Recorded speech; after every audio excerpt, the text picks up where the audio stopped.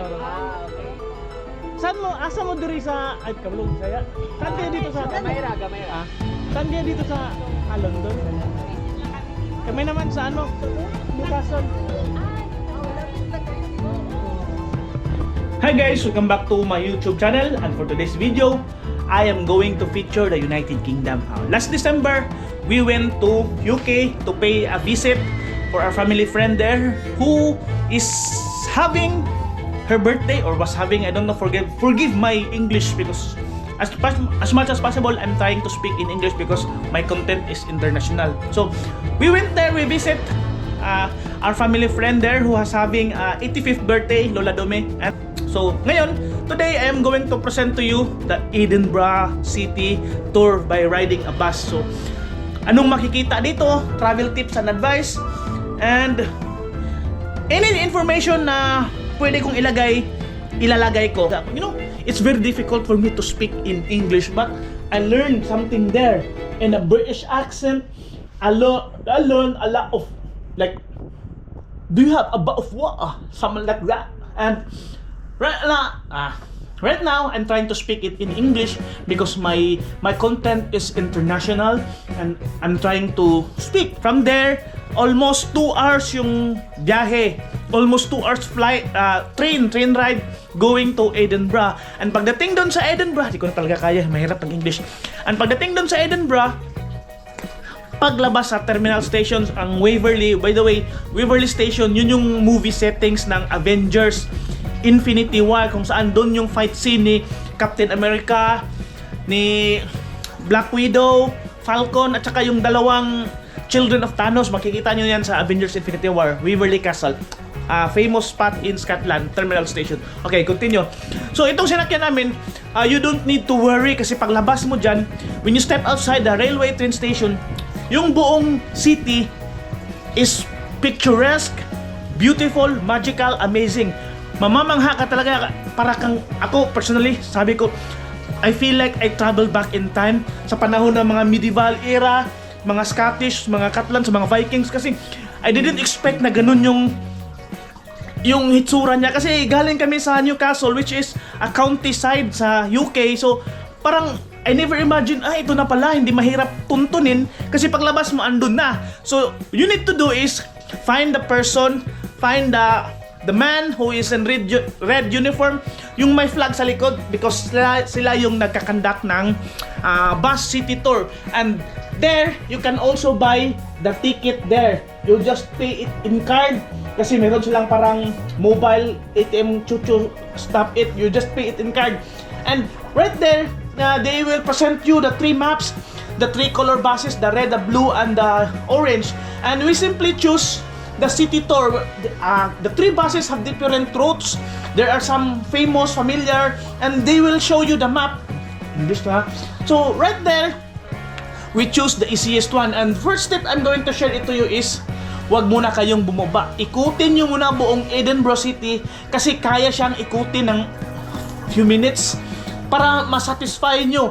And the second turn, sa second ikot naman kasi 24 hours yun eh. And the second ikot, saka na kayo mag-decide where to stop kasi half on half off bus yun. Alam niyo na kung ano yung sistema ng half on half off bus, diba? And you don't need to worry guys. It's because if you're not familiar in this place, you can get a headset, free headset there, and in front of your sitting chair, there's an audio recording that you can plug in your headphone, and you can choose what language you have. If you're a Japanese, Chinese, a jellyfish, a goldfish, whatever, you cannot understand it, then you can click the flag button that represents the language so that you can hear while traveling, touring there. There's an audio recording narration that this place was this name, Chacha Chaboreche, and also its history. I also learned that if Japan has a Hachiko dog story, which the famous loyal dog in the train station, also in Edinburgh, where a dog stay faithful and loyal to his master, guarding the grave of his master for 17 years. That's why there's a certain city there that they being erected the famous dog. I don't know what's the dog's name, I forgot, but I will show it here in my video. That's it. let me try to elaborate the things that I want to share it to you guys, because right now my mind is conditioning to speak English. So as much as possible, I will not background this audio with famous music, because it will not be credited or restricted. It will not be monetized. So bear with me as I speak this narrative to you. And sometimes I also learn a lot of things here in Edinburgh. It's a 2 hours travel via train. So system, I mean, it's my first time to visit UK, and I don't have any much more idea. I only learn UK right from within when visit there.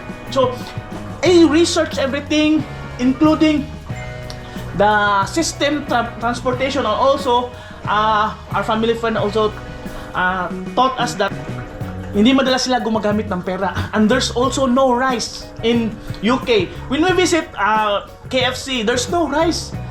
Only in London, Jollibee, there's rice there. There's a rice ba? Yeah, there's a rice there. And I learned also that their comfort room or CR, it's downstairs. So that's it. And to continue this, we tour around the city, and we stop there. Yung bus niya na maghihinto saglit, and come and go. The people are come and go, papasok, bababa, and it's up for you to decide to stop there, to drop there, and wait for it for a minute, and then ride again. That's why there's a lot of stoppages.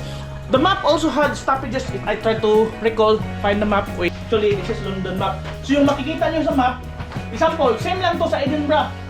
May route, may drawing, anong building siya, anong pangalan, at saka may bus stop. So kung if you're on a red bus, sasakay kayo ng red bus, may red na line dyan na dito kayo hinto. Example, 53, anong pangalan sa 53? Yun yung pangalan niya. Pwede nyo rin i-google. Kung blue naman kayo, merong blue line din dito. At saka kung orange, depende. No, iba't ibang company yan. Magkaiba yung ino-offer nila. And iikutin mo talaga, sulit na sulit. Hindi mo na kailangan ng tour guide. Sulit na sulit ang if you want this, then I will give this to you. You just scan that QR code. But this is in London. I also have in Edinburgh. Hanapin ko lang. At saka maraming information sites. So that's it. If you want to know more about UK, feel free to leave a comment. Even if I'm not a UK citizen, I will try to answer based on my personal experience, because I've been there for 10 days and I really learned a lot. You know, travel is most important. Kasi yung pera, babalik lang yan. Pero yung moment, yung experience, yung panahon, hindi mo na maibabalik. So, pagtanda natin, mapapanood natin to. Buti, pinuntahan ko ito. Kanyang hindi ka na makalakad. So, treasure, gather memories, not expensive things and stuff. Yun yung paulit kong ine-emphasize sa aking mga post, kasi babalik lang yung pera. Ang pera darating lang yan. Ang government natin nag-imprenta ng pera araw-araw, kaya dapat gastuhin natin. Although you only live once, dumaan ako sa ganyan, pero dapat isituitin natin na may pang future pa tayo. Huwag tayong nagiging motivational speaker na ako. Ayoko ng ganyan. Gusto ko lang mag-travel, gusto ko lang enjoy yung bakasyon kasama yung pamilya, kasi mahalaga din to. Vacation is treatment, it's healing.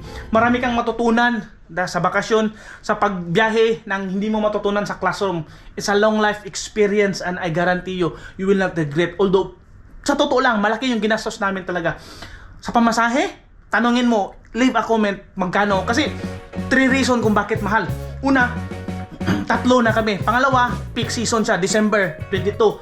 And, pangatlo is customize siya. So, kailangan sa pagdating ng December 21, makapunta na kami sa UK, kasi 22 nga yung birthday ng lola namin eh. So, walang date na 21 dito sa Macau.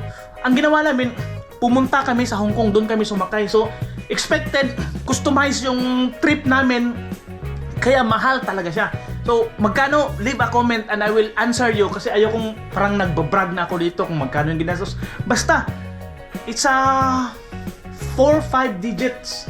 Just leave a comment, and from there, okay, galing kami ng Macau, tumawid kami sa Hong Kong, and from Hong Kong, sumakay kami 3 hours flight going to Beijing. And from Beijing, another 8 or 9 hours flight going to London. And from London, another 2 hours flight going to Newcastle. So ganun kahirap, 24 hours yung biyahe, jet lag kami. puyat na puyat.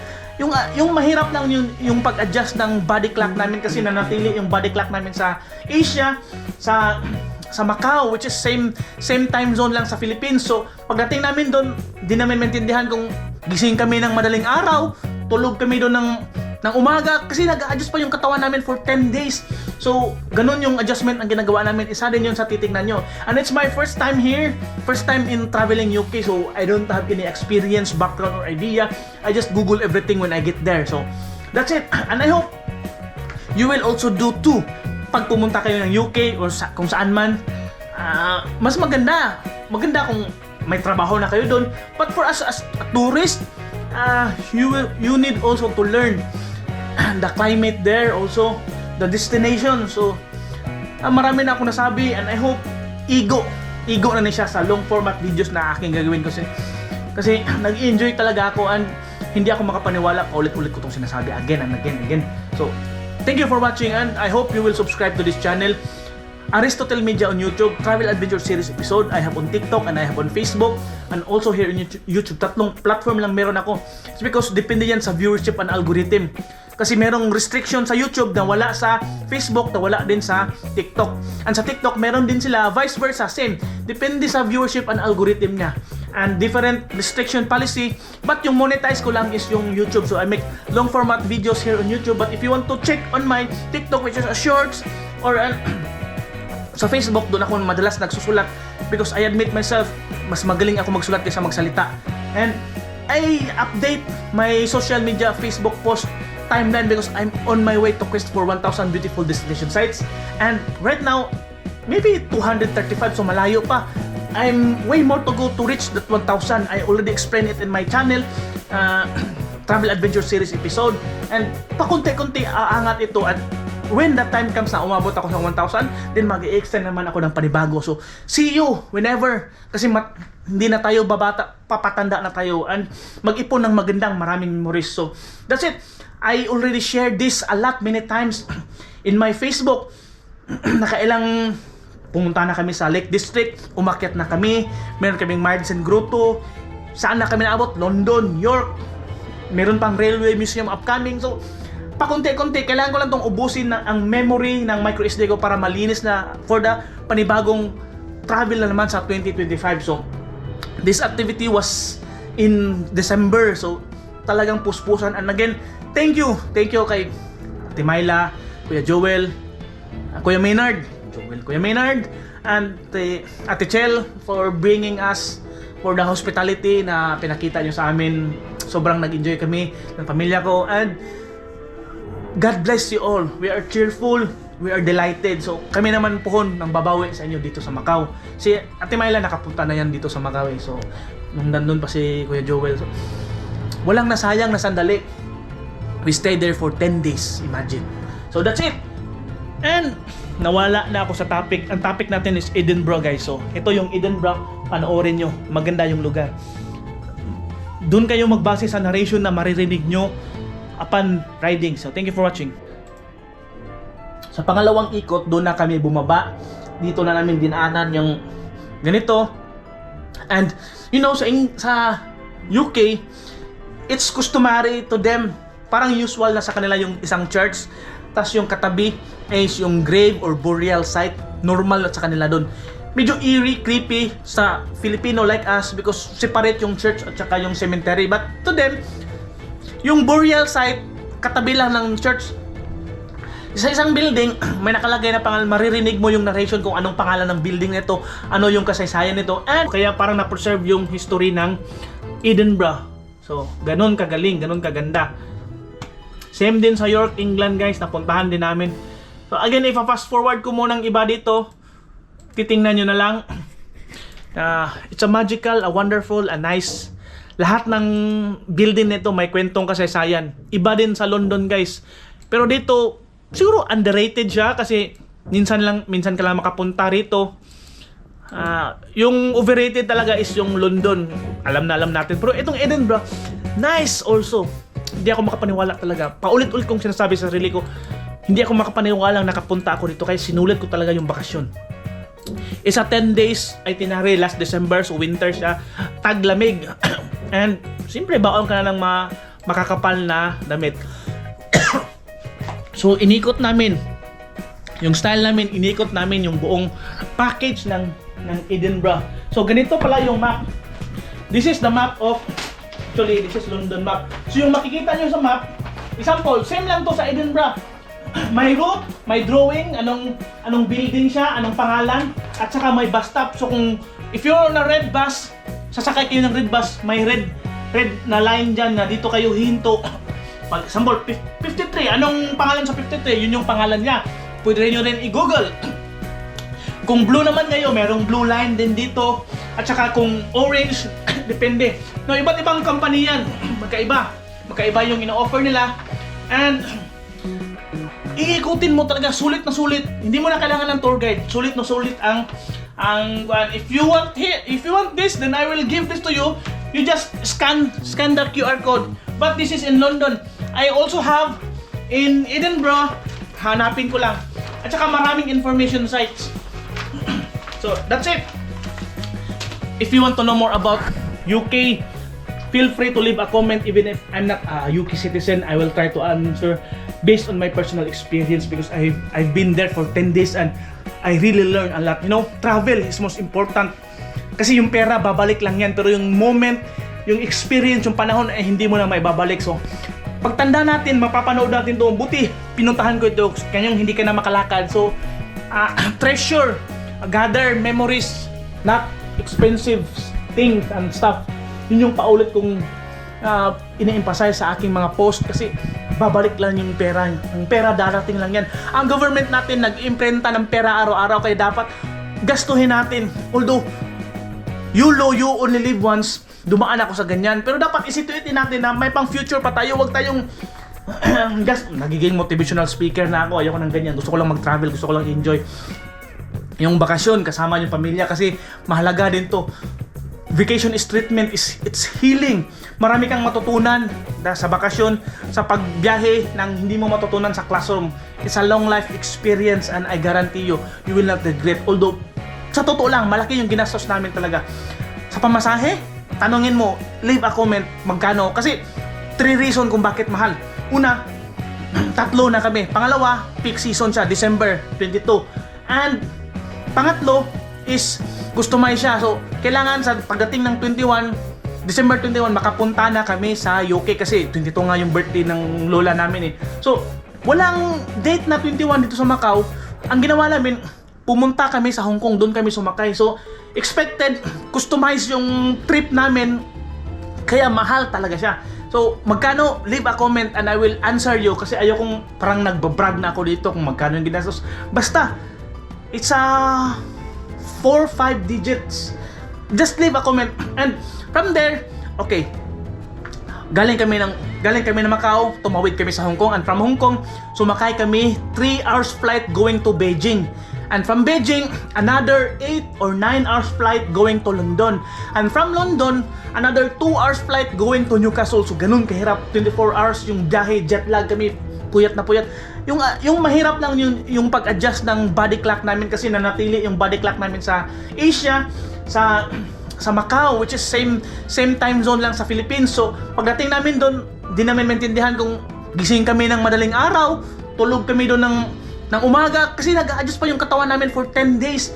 So ganun yung adjustment ang ginagawa namin. Isa din yun sa titignan nyo. And it's my first time here, first time in traveling UK, so I don't have any experience, background or idea.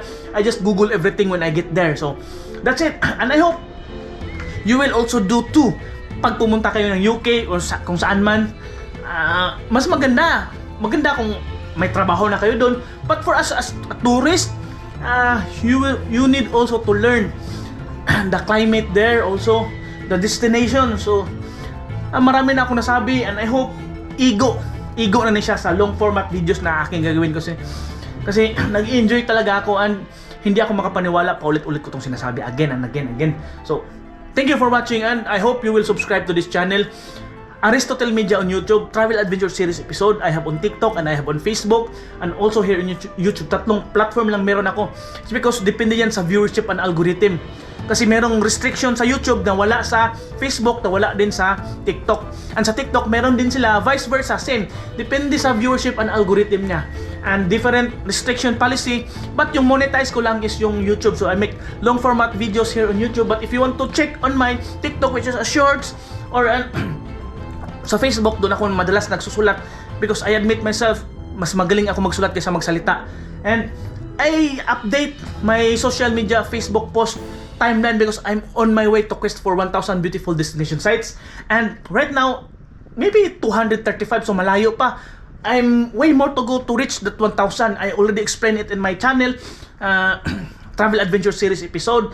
And pakunti-kunti aangat ito, at when that time comes na umabot ako sa 1,000, then mag-i-extend naman ako ng panibago. So, see you whenever. Kasi hindi na tayo babata, papatanda na tayo. And mag-ipon ng magandang maraming memories. So, that's it.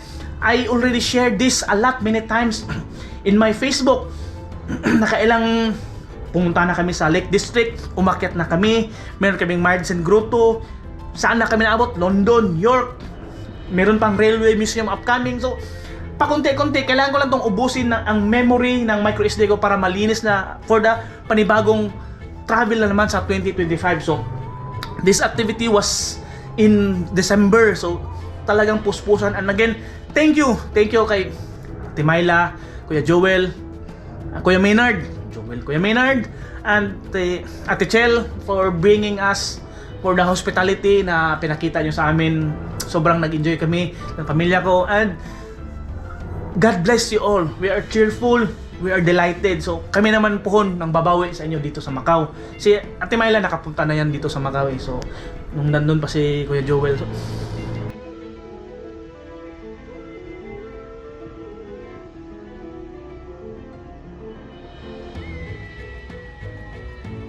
Lake District, ala, na-upload ko na sa aking Facebook kasi yun yung timeline. I'm on my way to quest for 1,000 beautiful destination sites, and part of this duration is in UK. So marami na ako na-upload sa UK. We also went to London. It's a nice place also. And dito na inanarate ko ito mabilisan lang kasi kaya gaya nga ng sinabi ko, ayokong lapatan ito ng copyright music because hindi siya ma-monetize. So, while the video is continually playing on, you will also learn or hear my narration in language Tagalog or Bisaya because Bisaya man ko. Right now, I'm here in Macau trying to edit the video, and I hope you will find it informative. If you are not informed, then leave a comment and tell me something. Want to clarify, tell me something because I'm not good in speaking. I am good, confident and good in writing. So that's it. And a part of this travel, day tour lang kami dito guys. Pagdating ng 6, we went to Waverly Back Station kasi nag-aantay na yung ticket namin pa uwi to Newcastle. So honestly, hindi ka maliligaw sa Edinburgh. Marunong ka lang magbasa, sumulat, kahit magsalita, kahit magbasa, because very common. Malapit lang yung mga lugar na pupuntahan, makikita nyo lang, ikot-ikot lang. Tsaka maraming lakaran din, same lang sa Macau. In fact, in fact, umakyat kami ng Carlton Hill, and upon in Carlton Hill, meron ding mga 5 magandang pictures. If you're a photographer, a videographer, then this place is for you. You can create your imagination, widen your vision on how to get pictures, videos and pictures there because it's an art. Marami akong na-upload, andun na sa aking YouTube channel, andun na sa aking Facebook, nakalagay. Yun yung timeline kung pang ilan na ito. And ngayon, gagawan ko ito ng long format videos for